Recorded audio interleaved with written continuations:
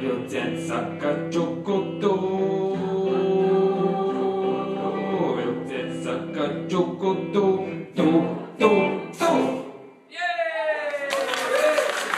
Opa!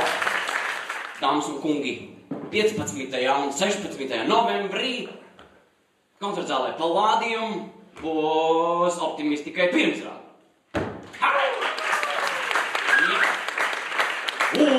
Un šī ir jau otrā darba izrāde.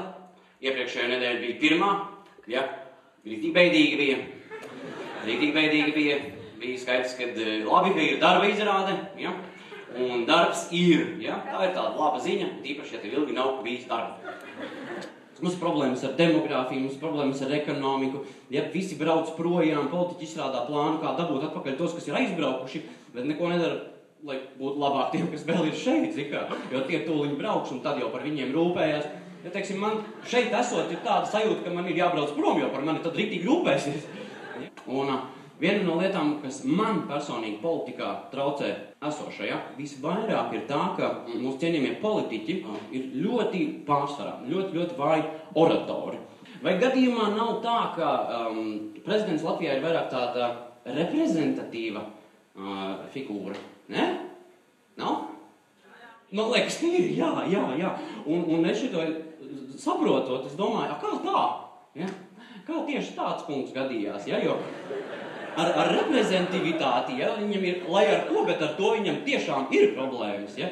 Vispār ir kā cilvēks. Visiem, ko es runāšu, politiķis, ko es piesaukšu, es varu uzreiz teikt jau pašā sākumā, ka es viņus kā cilvēks tiešām mīlu. Ja? Un Bērziņkungs ir tāds cilvēks, par ko es daudz domāju. Un atzīšos, ka es domāju daudz vairāk, kā es gribētu domāt par Bērziņkungu. Ja? Bērziņkungu gadījumā man ir tāda sajūta, ka tur ir neliels pārpratums, ja?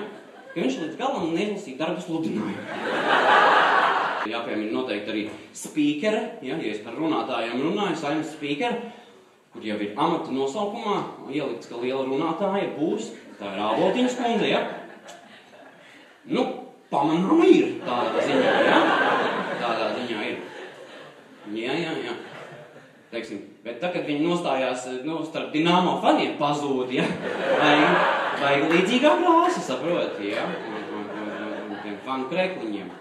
Es te atradu YouTube'ā, kas ir mans tāds politiskais izglītotājs, ja, kas man stāsta, kas politikā jauns, tur ieeju, kas tik nav tur bļodas, viskaut kādas netīras, un Dombrovskis blakus, ja, un visu, un tur viena kategorija kaut kā tiek tā.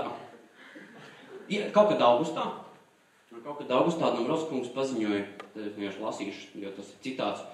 Šonadēļ valdība ir iesniegusi Saeimā šī gada budžeta grozījumus. Tie ir pirmie budžeta grozījumi pēdējo 5 gadu laikā, kad iet runa par papildus līdzekļu piešķīrumiem prioritārajām nozarēm. Es noklausījos, es varu saturiski, neko nepārteicās, neko muļķīgu nepateica.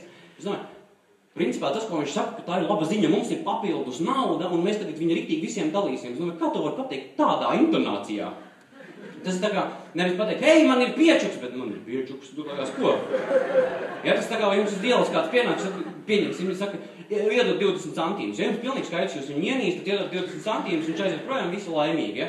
Bet, ja kāds pienāk, viņš saka vienkārši 20 centīmus. Tas ir precīzi, tas ir ko?